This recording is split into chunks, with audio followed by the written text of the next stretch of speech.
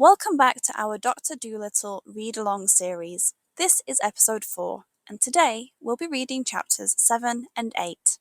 If you're new here, I read 2 chapters each week from this classic British book to help you listen, read along, and improve your English pronunciation. Last time, Dr. Dolittle sailed to Africa and escaped a tricky king with Polynesia's clever plan. Now, we'll discover how he faces a fierce lion and works to save the sick monkeys. Let's get started. The 7th chapter, The Bridge of Apes.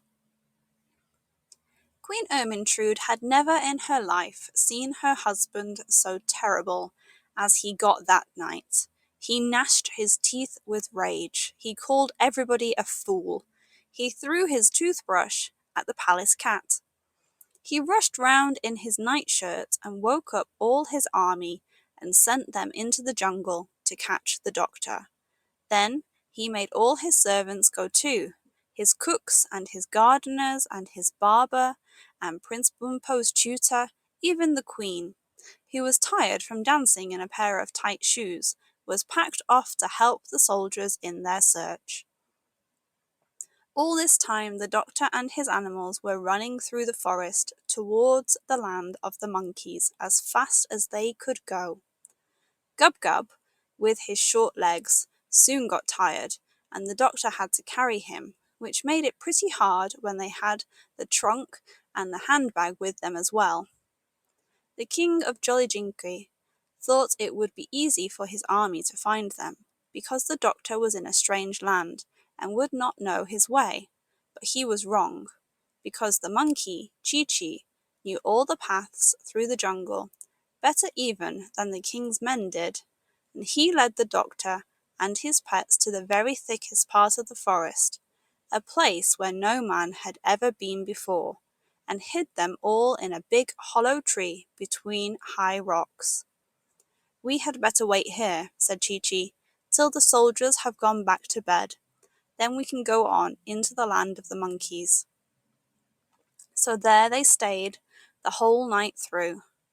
They often heard the king's men searching and talking in the jungle round about, but they were quite safe. No one knew of that hiding place but Chi-Chi, not even the other monkeys. At last, when daylight began to come through the thick leaves overhead, they heard Queen Ermintrude saying in a very tired voice that it was no use looking any more, that they might as well go back and get some sleep. As soon as the soldiers had all gone home, Chi-Chi brought the doctor and his animals out of the hiding place, and they set off for the land of the monkeys. It was a long, long way, and they often got very tired, especially Gub-Gub. But when he cried, they gave him milk out of the coconuts, which he was very fond of. They always had plenty to eat and drink, because Chi-Chi and Polynesia knew all the different kinds of fruits and vegetables that grow in the jungle, and where to find them, like dates, and figs, and groundnuts, and ginger, and yams.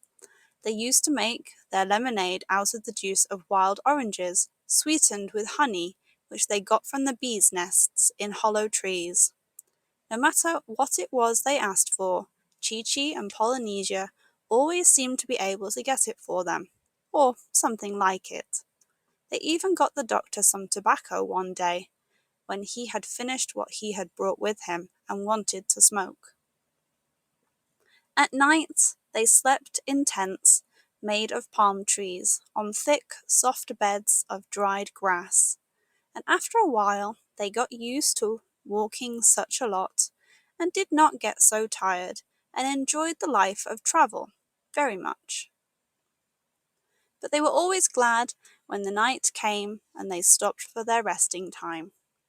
Then the doctor used to make a little fire of sticks, and after they had had their supper, they would sit round it in a ring, listening to Polynesia singing songs about the sea, or to Chi-Chi telling stories of the jungle.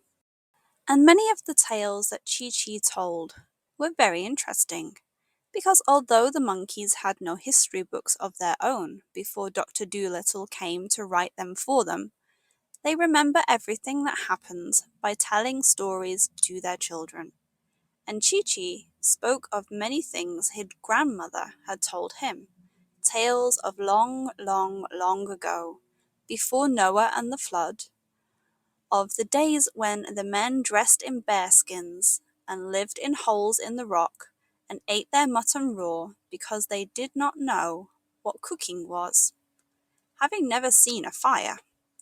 And he told them of the great mammoths and lizards, as long as a train, that wandered over the mountains in those times, nibbling from the treetops. And often they got so interested listening that when he had finished they found their fire had gone right out, and they had to scurry round to get more sticks and build a new one. Now when the king's army had gone back and told the king that they couldn't find the doctor, the king sent them out again and told them they must stay in the jungle till they caught him. So all this time, while the doctor and his animals were going along towards the land of the monkeys, thinking themselves quite safe, they were still being followed by the king's men. If Chi-Chi had known this, he would most likely have hidden them again, but he didn't know it. One day Chi-Chi climbed up a high rock and looked out over the treetops, and when he came down he said they were now quite close to the land of the monkeys and would soon be there. And that same evening, sure enough, they saw Chi-Chi's cousin and a lot of other monkeys who had not yet got sick, sitting in the trees by the edge of the swamp, looking and waiting for them. And when they saw the famous doctor really come, these monkeys made a tremendous noise, cheering and waving leaves and swinging out on the branches to greet him. They wanted to carry his bag and his trunk and everything he had, and one of the bigger ones even carried Gub Gub, who had got tired again. Then two of them rushed on in front to tell the sick monkeys that the great doctor had come at last. But the king's men, who were still following, had heard the noise of the monkeys cheering, and they at last knew where the doctor was, and hastened on to catch him. The big monkey, carrying Gub Gub, was coming along behind slowly, and he saw the captain of the army sneaking through the trees. So he hurried after the doctor and told him to run.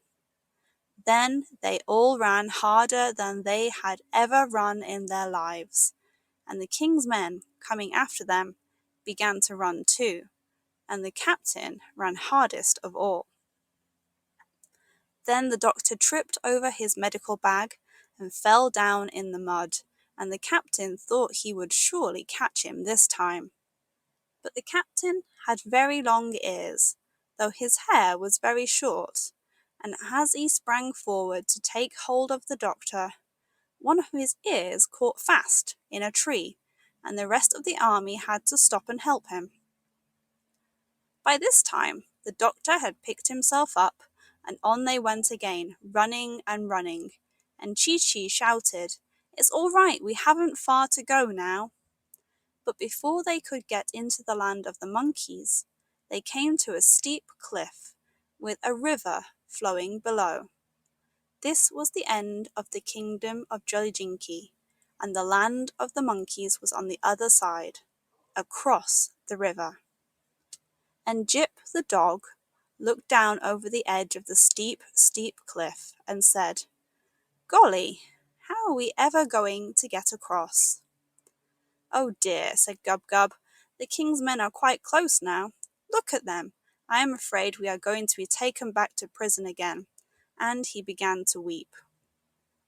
But the big monkey, who was carrying the pig, dropped him on the ground and cried out to the other monkeys, "Boys, a bridge! Quick, make a bridge! We've only a minute to do it. They've got the captain loose, and he's coming on like a deer. Get lively! A bridge! A bridge!" The doctor began to wonder what they were going to make the bridge out of, and he gazed around to see if they had any boards hidden any place. But when he looked back at the cliff, There, hanging across the river, was a bridge all ready for him, made of living monkeys. For while his back was turned, the monkeys, quick as a flash, had made themselves into a bridge just by holding hands and feet. And the big one shouted to the doctor, walk over, all of you, hurry!" Gub Gub was a bit scared, walking on such a narrow bridge as that dizzy height above the river. But he got over all right, and so did all of them. John Dolittle was the last to cross, and just as he was getting to the other side, the king's men came rushing up to the edge of the cliff. Then they shook their fists and yelled with rage, for they saw they were too late. The doctor and all his animals were safe in the land of the monkeys, and the bridge was pulled across to the other side. Then Chee-Chee turned to the doctor and said, "Many great explorers and grey-bearded naturalists have lain long weeks hidden in the jungle, waiting to see the monkeys do that trick. But we never let a white man get a glimpse of it before. You are the first to see the famous Bridge of Apes." And the doctor felt very pleased. The 8th chapter. The Leader of the Lions. John Dolittle now became dreadfully, awfully busy. He found hundreds and thousands of monkeys sick. Gorillas, orangutans, chimpanzees, dog-faced baboons, marmosets, grey monkeys, red ones, all kinds, and many had died. The first thing he did was to separate the sick ones from the well ones. Then he got Chee-Chee and his cousin to build him a little house of grass. The next thing, he made all the monkeys who were still well come and be vaccinated. And for 3 days and 3 nights, the monkeys kept coming from the jungles and the valleys and the hills to the little house of grass where the doctor sat all day and all night, vaccinating and vaccinating. Then he had another house made, a big one, with a lot of beds in it, and he put all the sick ones in this house. But so many were sick, there were not enough well ones to do the nursing, so he sent messages to the other animals, like the lions and the leopards and the antelopes, to come and help with the nursing. But the leader of the lions was a very proud creature, and when he came to the doctor's big house full of beds, he seemed angry and scornful. "Do you dare to ask me, sir?" he said, glaring at the doctor. "Do you dare to ask me, the king of beasts, to wait on a lot of dirty monkeys? Why, I wouldn't even eat them between meals." Although the lion looked very terrible, the doctor tried hard not to seem afraid of him. "I didn't ask you to eat them," he said quietly. "And besides, they're not dirty. They've all had a bath this morning.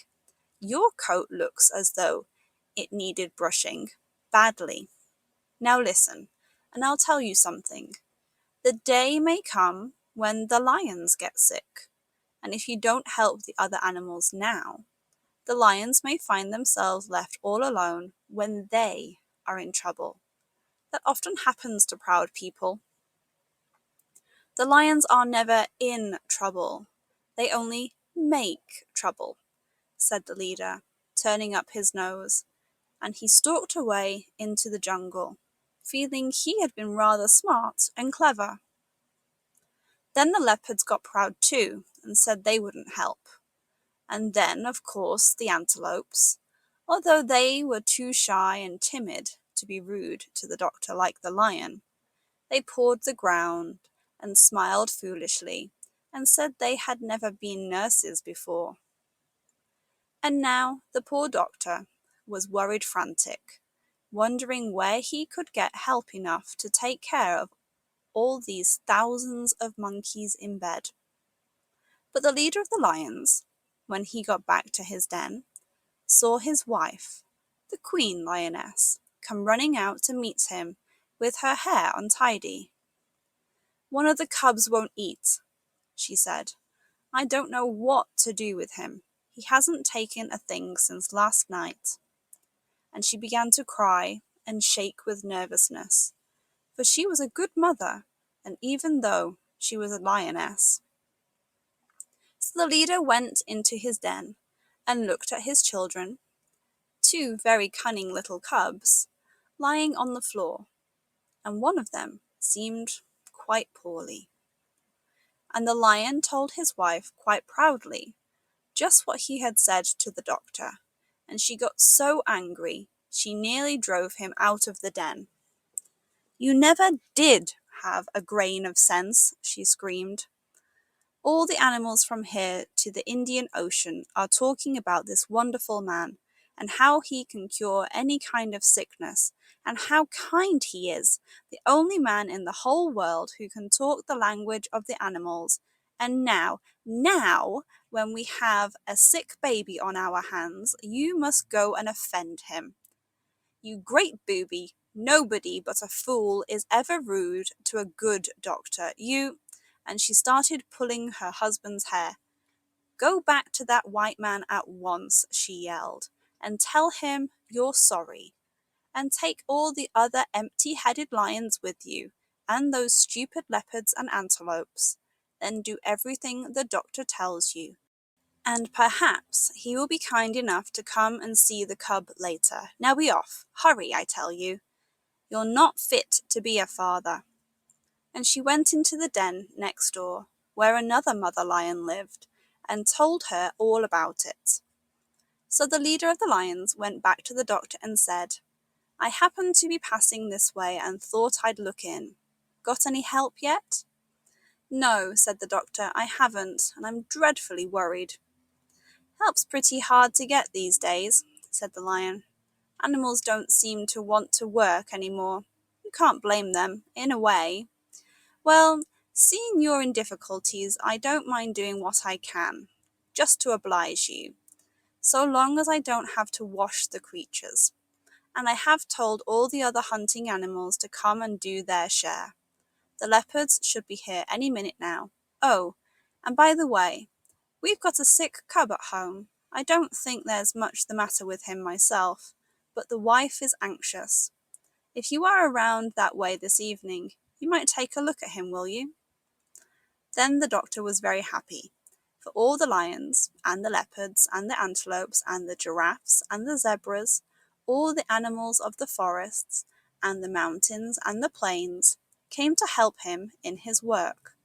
There were so many of them that he had to send some away, and only kept the cleverest. And now, very soon, the monkeys began to get better. At the end of a week, the big house full of beds was half empty, and at the end of the second week, the last monkey had got well. Then the doctor's work was done, and he was so tired he went to bed and slept for 3 days without even turning over. Before we finish today's episode, let's take a look at a few words and phrases from the story that might be new or tricky to pronounce. Jungle. You'll hear this word often in the book. It describes a wild, forested area full of plants and animals. The ng sound in the middle can be tough. Practice it slowly. Jungle. That soft G followed by an L makes it easy to slip up. Bridge. A bridge is something built to cross over a gap, like the one Dr. Dolittle and the animals used.